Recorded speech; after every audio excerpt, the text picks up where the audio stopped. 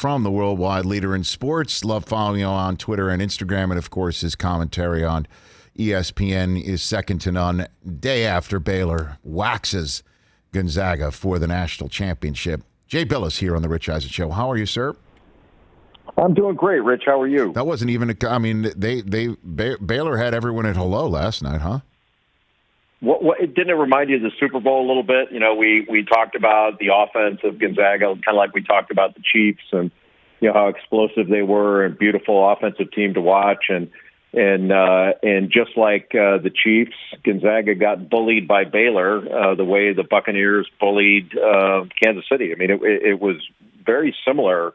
And look, I think Gonzaga is better than they played, but Baylor was just so strong in every facet of the game. Their defense was great. They forced Gonzaga further out on the floor and made everything extraordinarily difficult. And look, you can cut all you want. If you can't see the cutters, it doesn't matter. And they couldn't see anybody and couldn't hang on to the ball. They had the ball just taken from them and got pounded on the glass. It was just a fabulous performance by Baylor. It sure was. And it made me think that anybody that could have snuck through or didn't, that my alma mater or anybody, no one was beating Baylor in this tournament. This was their tournament to have, and they took it, Jay, for sure. Yeah, I think that's right. I mean, Michigan was compromised without Isaiah Livers. Look, I don't believe that Baylor was unbeatable. Just like I didn't think that Gonzaga was unbeatable. But, it's funny, we got exactly what we wished for, and that was what we consider to be the two best teams that had separated from the pack all year long, and that was Baylor and Gonzaga. And we thought that, okay, well, Michigan, toward the end of the year, they'd joined that top tier, and Illinois had joined that top tier, but no one had displaced either Gonzaga or Baylor from that. And then we got what we wanted, and man, Baylor kind of said, 1 game, 7-game series, whatever, we're gonna take the trophy home. And I think in a 7-game series, after watching that, I think a number of people were saying, well, after that hellacious game that Baylor played against UCLA, well, what were they missing that would have, what did UCLA take away from them that they would have had against that pressure that they faced? I just don't buy that somehow, their edge was gone and UCLA took something out of them. I don't believe that. I would look more upon that as an excuse for losing. Interesting, Jay, because they did seem to be a step slow. They did seem to like that. The Suggs reach in for the second foul, for instance, that sort of stuff. And Timmy did. It looked like we had low energy Timmy last night. Certainly in the first 5-10 minutes. So you don't buy that Saturday night. Either gave press clippings that Gonzaga believed or Baylor, not that anybody needs extra motivation, but they sat there and watched all of us fawn all over the instant classic while forgetting Baylor even made the game. You don't think that was any factor, certainly in the first 10 minutes, that lingered for much of the 40 last night? I really don't. I made this point the other day. We had talked about this, and somebody had. I hark back to when I was a player and we lost in the championship game. And afterwards, everybody said, well, we played a really difficult semifinal game. It was 1 versus 2, and it came down to the wire. And Louisville, had a cakewalk against LSU or something like that. And I was going, you know what? We've won a bunch of games when we were tired. When we played, at the ACC tournament, we played 3 days straight against top 10 competition. And nobody ever said we were tired when we won. They only say that when you lose. And so I've never bought that. I just don't. I'm not a believer in that.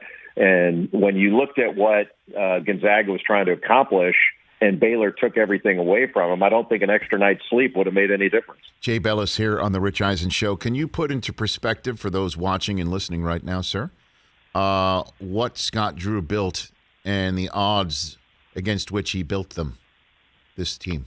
Yeah, I don't think Baylor fans like remembering this, but 16, 17 years ago, there was a player-on-player murder at Baylor. One player murdered another one, and the coach at the time, Dave Bliss, came up with this ridiculous cover-up, not only to cover up NCAA violations, but to make it seem like the player murdered. It was some sort of drug issue, drug deal, or whatever. It was the most bizarre thing you'd ever seen.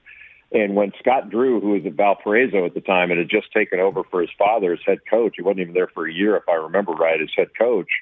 When he took the job, I think a lot of us, myself included, were like, "Are you crazy?" You know, that's like coming up in a rescue ship alongside the Titanic saying, "No, I'll captain this one. I got this." It just didn't seem to make any sense. And he's not only built it into a powerhouse, it's a model program. And it's a program that's got a great vibe. You know, anytime you're around it, they've got a wonderful spirit to them.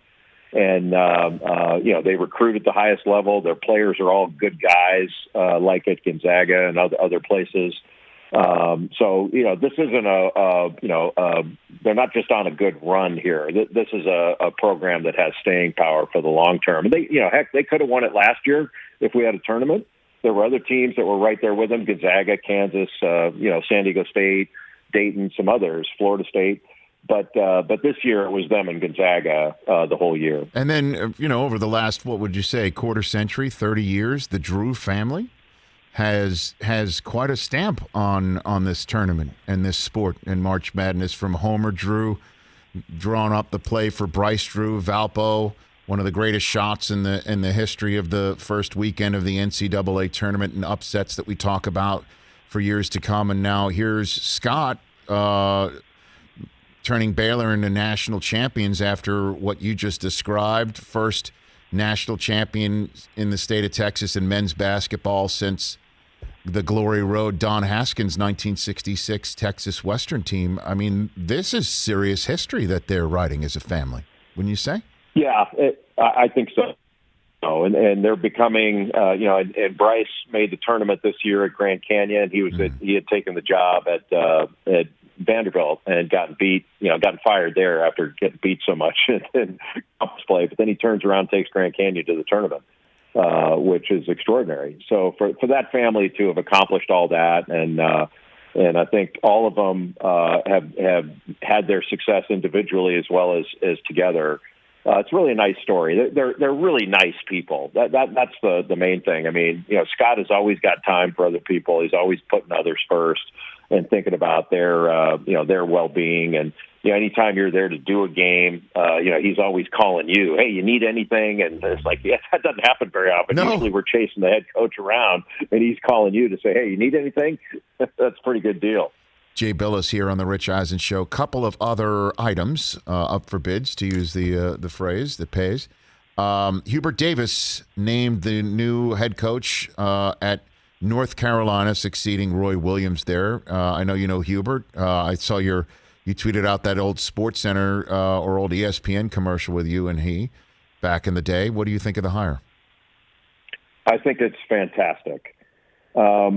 Hubert is not only a good friend, he's one of the best basketball people I've ever known. And, he played at North Carolina for Dean Smith. He played in the NBA for a dozen years for some of the best coaches that the NBA has had. And then he's been with Roy Williams the last 9 years. And certainly you have to think he learned a lot from me on College Game Day for 7 years, nice. Working alongside me. That's got to be part of the equation for his basketball knowledge. No doubt. He's about as nice a person as I've ever met in my life. And he would put me to shame as a father and a husband and all that.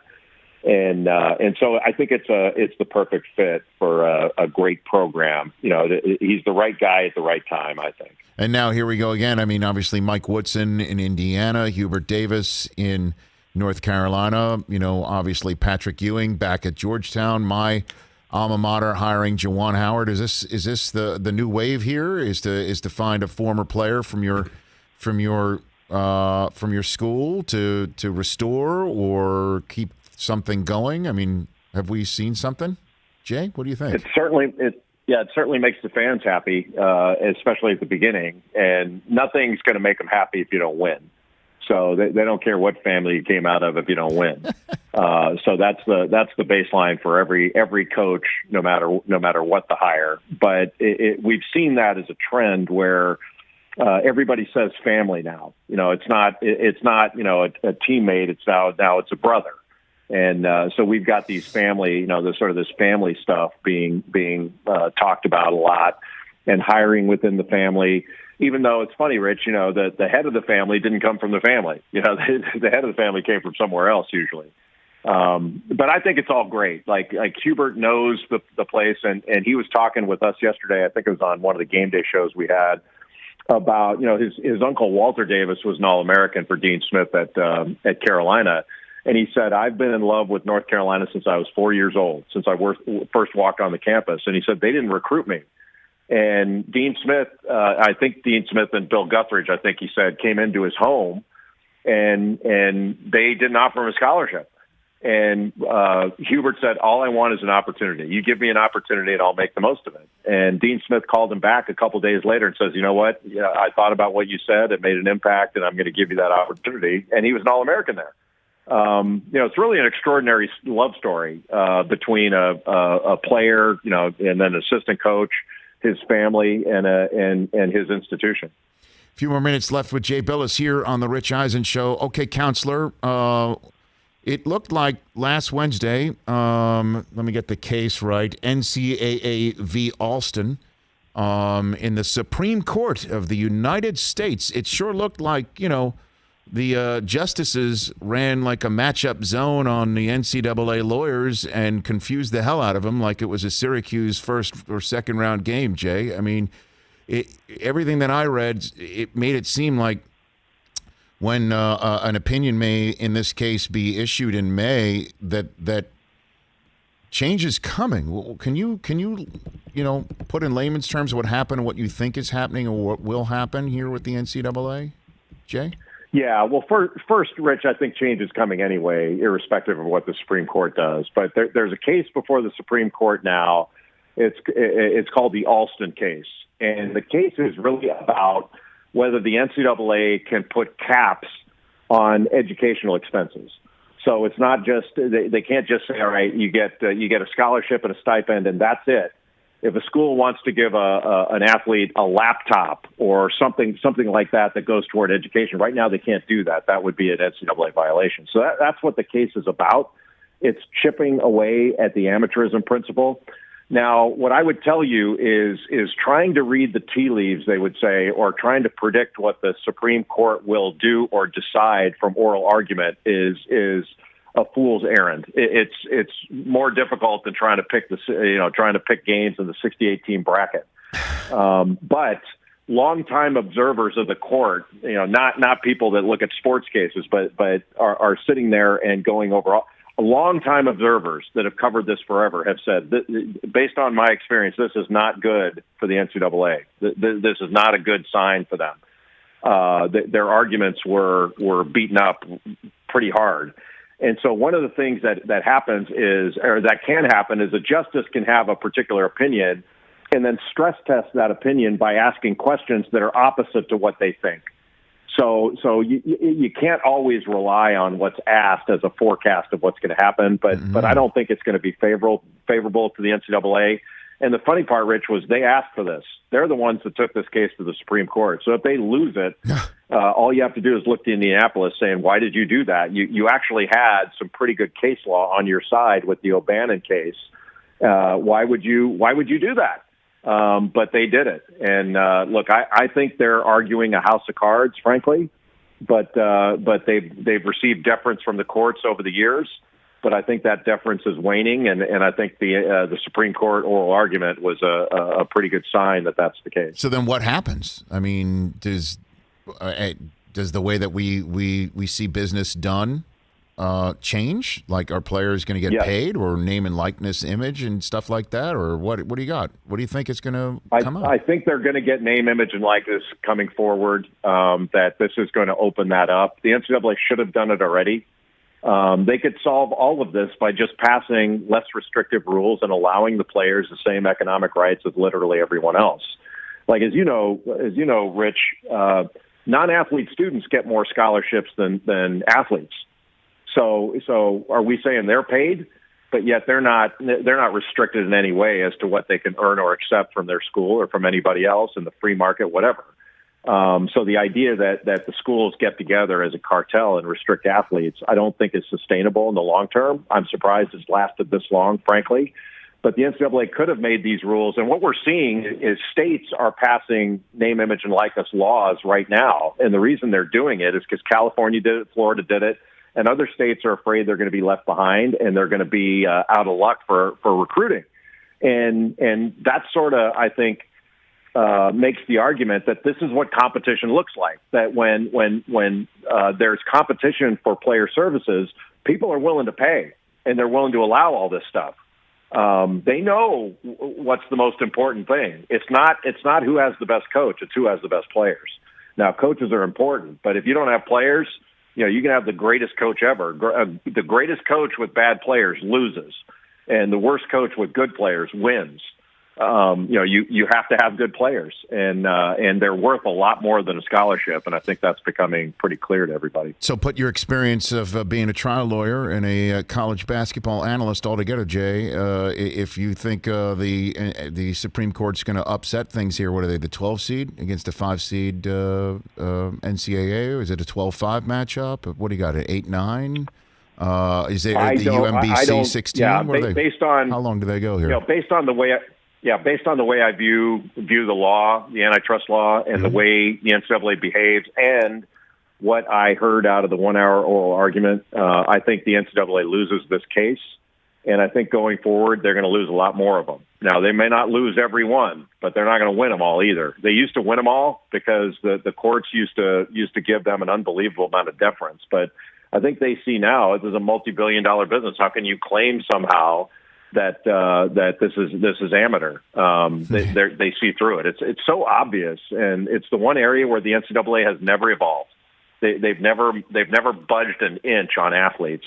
But man, you tell them, hey, you can make $1 billion if you have a playoff, even though they a college football playoff, even though they said for years, well, we can't do it, it's impossible. Here are all the reasons why.